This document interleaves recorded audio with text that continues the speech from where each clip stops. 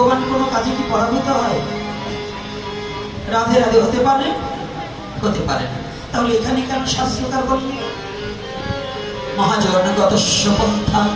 মহাজন কি তাহলে ভুল বললেন না? মহাজন কখনো ভুল বলেন? তাহলে এখানে একটা বিশেষ তাৎপর্যপূর্ণ আলোচনা রয়েছে, যে আলোচনাটা সাধারণ জ্ঞানের দ্বারা এটাকে উপলব্ধি করা যাবে না।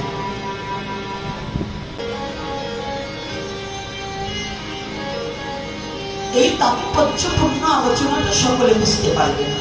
আর আজকে যারা ছুটে এসেছেন, আজকে আমি হরিকথা কি বলবো বলুন? আমার পূর্বদিন আলোচনা ছাড়া ভক্তদের কর্ণ করে অন্য কোনো কথা দেন না। অনিদান ভক্তি, আর আমার আছে শুধু শক্তি, আমার কিন্তু ভক্তি নেই। তিনি আর কেহ নয়, বিল্লমঙ্গল দেবনাথ বাবাজি মহারাজ। মহারাজ এক প্রকারে তিনি মহারাজ, শুধু ভেগ নিলেই মহারাজ আজকাল আমাদের মধ্যে হচ্ছে না। অর্থাৎ তিনি ভক্তদের হৃদয় আসনটাকে যেভাবে দখল করে নিয়েছেন, ওটা আমার পক্ষে সম্ভব হয়নি। আর এই জন্যে আমার দ্বারা সম্ভব নয়, কারণ আমার কথাবার্তাও যেমন, চেহারাটাও তেমন, মানে অসুরের মতোই ভাব। আমার সুর ঠুর ভালো নয়। সুর যার ভালো নয়, সুর মানে দেবতা, আর অসুর মানে তো বোঝেন যার কোনো কিছুই ভালো নয়।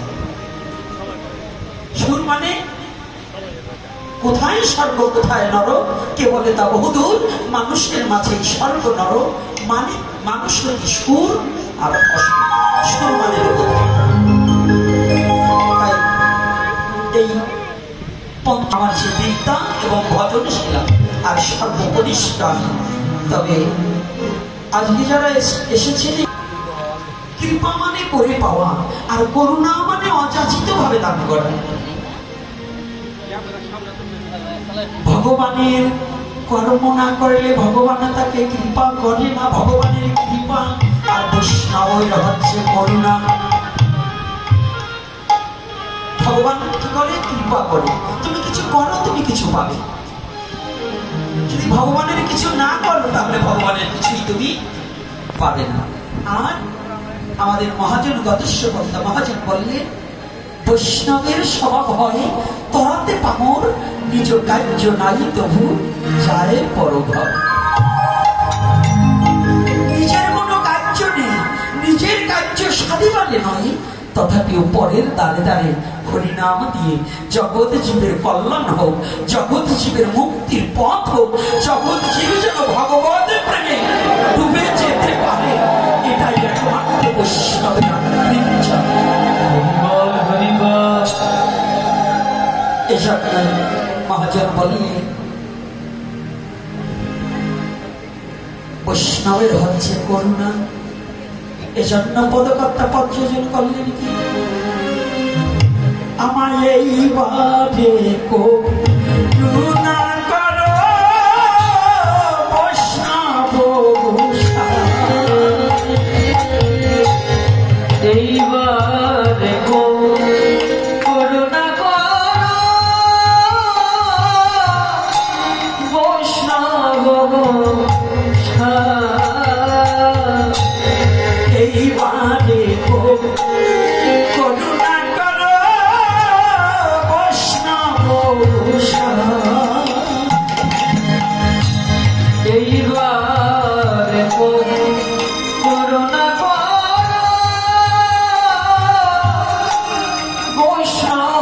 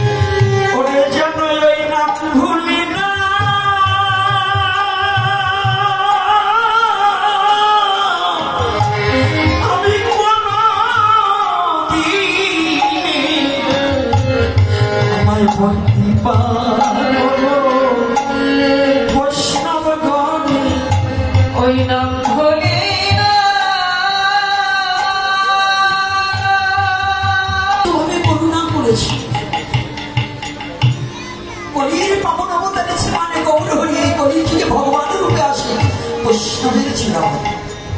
অযাচিত ভাবে ভগবানকে কেউ ডেকে আনতে পারে না, না ডাকতে গৌর হরি বৈষ্ণব এসে কলির দুয়ারে দুয়ারে এসেছে। এই পাবন অবতারী শ্রীমান গৌর হরির কথা বলবার আগে আজ আমাদের আসুন সবাই মিলে রাধা মাধব কীর্তন করিয়া লইব। তারপরে গৌরের কৃপায় ধীরে ধীরে লীলার মাঝে প্রবেশ করিব। নাকি রাধে রাধে সবাই অধ্যয়ন যদি করবে তাহলে যে ছিঁড়ে ফেলেছে তিনি অক্ষর কোথায় পাবে?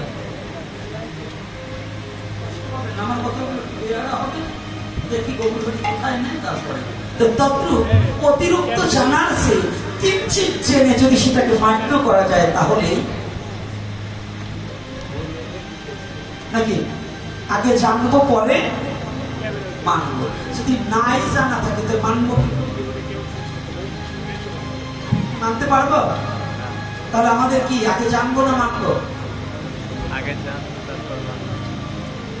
আমাদের সনাতন ধর্মের সবচেয়ে আলোচক এবং পাঠক বৃন্দ এবং প্রচারক বৃন্দ এবং গুরু গোসাই ওই অঙ্কের মতো লসাগু গসাগু আগে পড়ায়, কিন্তু যোগ বিয়োগ অক্ষরের সাথে পরিচয় আগে নেই। অক্ষরের সাথে পরিচয় কি? এই কলির যুগে রাধা গোবিন্দ ভজন করতে হলে এবং এই ভজনটাকে শিখাতে হলে, ভজনটাকে শিখতে হলে, যেজন চৈতন্য লীলাকে হৃদয়ে দিয়ে অনুভূতির জগতে না নেবে তার জন্য রাধা গোবিন্দ ভজন কোনোদিন পরিশুদ্ধ হবে না।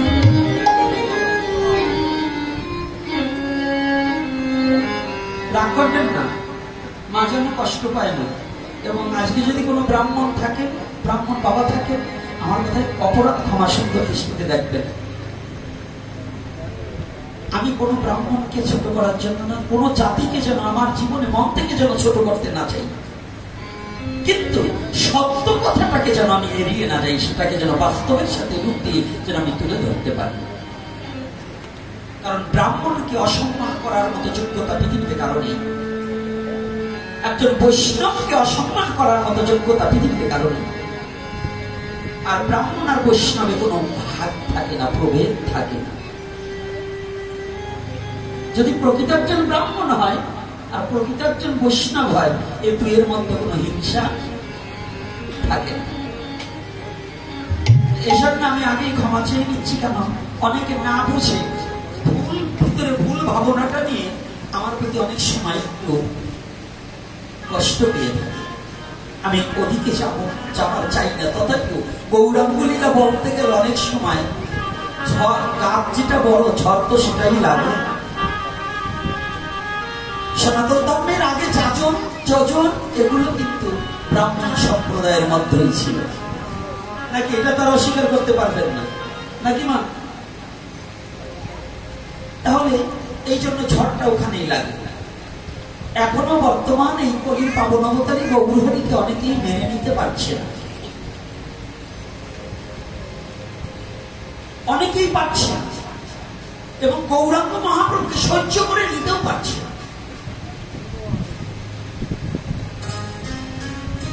কিন্তু সমাজে যারা গুরুগিরি, যারা যাহাই করুন, একটিবার কি ভেবে দেখেছে কলির পাবন অবতারী আমাদের আগে যুগ সন্ধিক্ষণে যুগ বিশেষজ্ঞ হতে হবে এবং যুগের সমন্বয়ে আলোচনা করতে হবে। এটা কোন যুগ? দেশ কাল পাত্র। আমাদের দেশ কাল পাত্র বিবেচনা করে আলোচনা না করলে পারে না। কৃষ্ণ বলে শুধু কাঁদলেই কাজ হবে না, গৌর বলে কাঁদলে কি আর গৌর পাবি? কাঁদলেই গৌর পাওয়া যায় না। গৌরের স্বরূপ জেনে ডাকলে পরে গৌরকে তুই দেখতে পাবি। গৌর বলে কাঁদলেই কি আর গৌর পাবি? গৌরের স্বরূপ জানতে হবে। গৌরের স্বরূপ কি?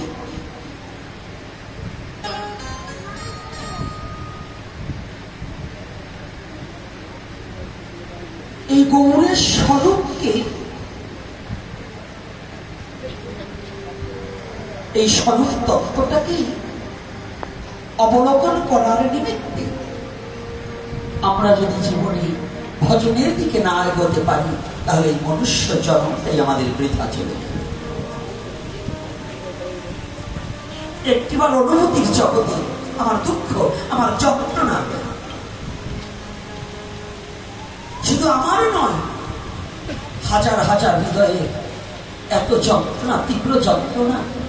আমরা মনুষ্য বলে জন্মগ্রহণ করি, পাবন অবতারী গৌরহরিকে হৃদয়ে দিয়ে একটু ভালোবাসতে শিখিয়ে না।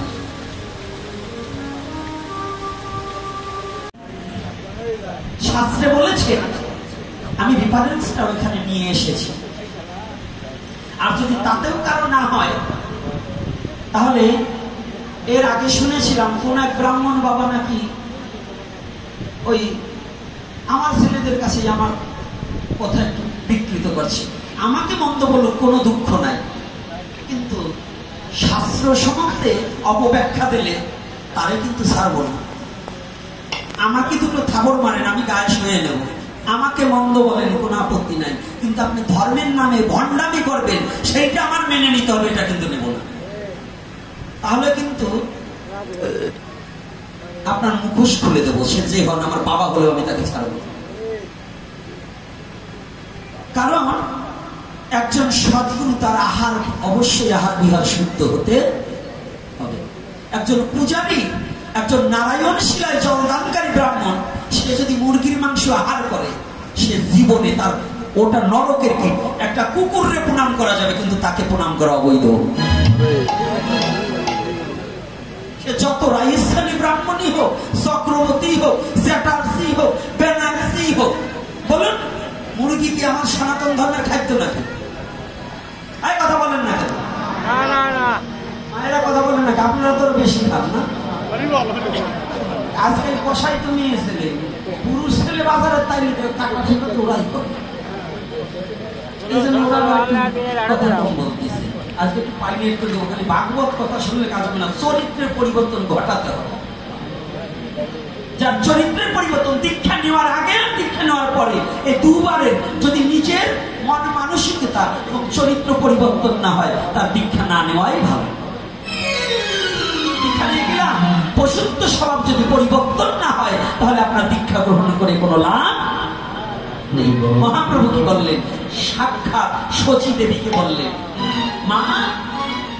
শচী দেবী বললেন, নিমাই তুই তো চলে যাবি, আমি তো মা, আমি যখন রান্না করব তুই কোন জিনিসটা ভালো খাস আমি তো জানি। আপনাদের ছেলেরা কি ভালো খায় কে জানে? না, বউ জানে। এখন বউ জানে, আগে মা জানতো, এখন বউ জানে। এখন মায়ের কথা, বউয়ের কথায় মারে মারে, বউয়ের কথায় মা বাবাকে অবহেলা করে, তাহলে বউ ভালো জানে। আর এখানে শাস্ত্র বললেন, শচী দেবী জিজ্ঞাসা করলেন, তুই তো কোন জিনিসটা ভালো খাস আমি জানি। বললেন, মা তোমাকে একটা কথা বলে যাই কি, আমি কেউ না দেখলেও আমি প্রতিদিন তোমার হাতের অন্ন খাবো, তবে একটা কথা, একাদশীর দিন যেন আমাকে অন্ন না দেবে। ওমা তুমিও না খাইবে, ওমা একাদশীর দিনে তুমি অন্ন না করিবে গ্রহণ, তবেই মা পাইবে তুমি আমার দর্শন। হরিবল হরিবল। আচ্ছা, যেখানে সাক্ষাৎ ভগবান এই নিয়মটা বলে দিলেন, একাদশীর দিনে মাকে পর্যন্ত নিষেধ করলেন। আজকাল আমাদের বৈষ্ণবরা, ব্রাহ্মণরা, তাদের বলে একাদশী নাই। আপনাদের মাঝেও কিছু কিছু শিক্ষাগুরু আছে, তাদের বলে একাদশী নাই, বলে আমাদের বৈষ্ণবদের একাদশী নেই। মহাপ্রভু স্বীকার করলেন না আমি বৈষ্ণব, আর ওই চোরের দল কয় আমি বৈষ্ণব। কথার উত্তর দেন না কেন? সাক্ষাৎ মহাপ্রভু কি বৈষ্ণব হইতে মোর মনে ছিল সাত, ত্রিনাদ পিছলতে পড়ে গেলাম বা। তাহলে যেখানে সাক্ষাৎ মহাপ্রভু কি ভগবান কিনা, কথার উত্তর দেবেন। মহাপ্রভু কি সাক্ষাৎ ভগবান? এই যুব সমাজ, কি সাক্ষাৎ ভগবান? মানেন কারা? হ্যাঁ, মহাপ্রভুকে ভগবান মানেন কারা? হাত তুলবেন। যারা ভগবান মানেন না তারা হাত তুলবেন না। জানি তাই গৌরী।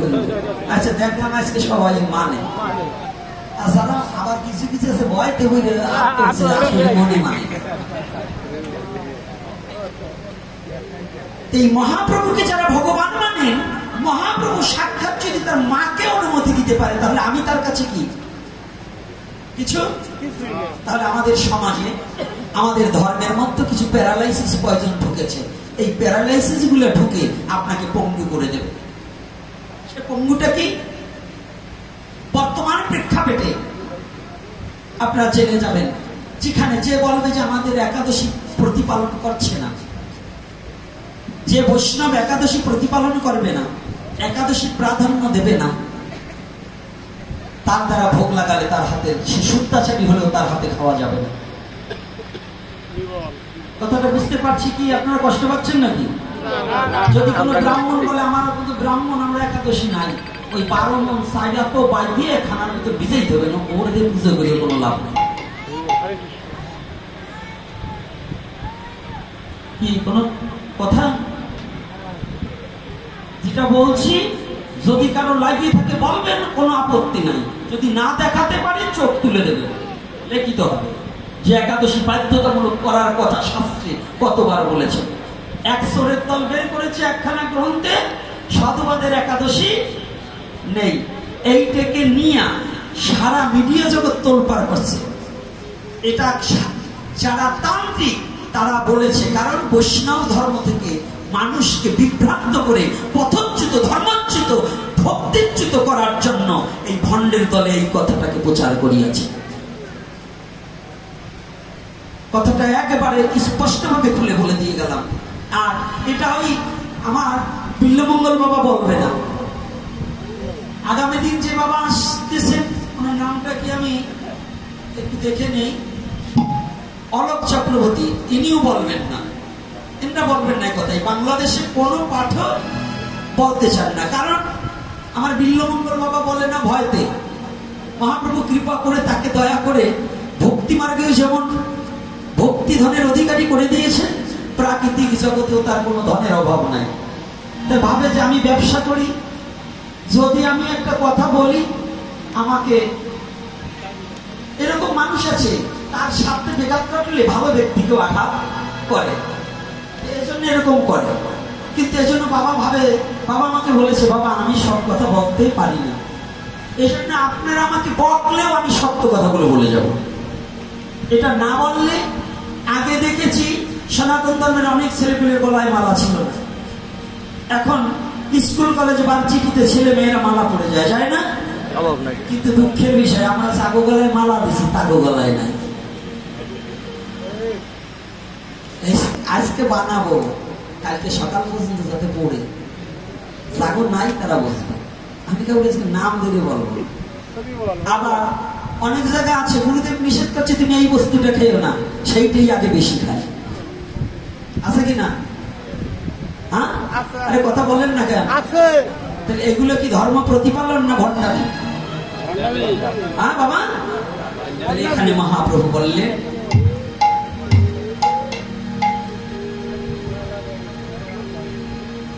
আট বছর থেকে 80 বছর বয়স পর্যন্ত বাধ্যতামূলক একাদশী করতে। কত কত? আজকে খাদ্যের গুণগত মান যেখানে বর্ণনা করা হয়েছে ভালো করে জেনে নিতে হবে। আজকে আর একটা কথা বলে দিচ্ছি, দেখুন এখানে স্পষ্ট ভাবে পদ্ম পুরাণ যে কথাটা আমাদের লিখিয়েছে, বৈষ্ণবীয় পুরাণের মধ্যে কি পদ্ম পুরাণ আমাদের আছে কিনা? ক্লাস পদ্ম পুরাণ কি আমাদের 18খানা পুরাণের মধ্যে? তো মহাপ্রভু বললেন সর্বত্র দিবে তুমি পুরাণ ও প্রমাণ, তবে সব পুরাণ নয়। আমাদের একটা সমস্যা আছে, 6খানা রাজস্বিক পুরাণ, 6খানা তামসিক, 6খানা সাত্ত্বিক।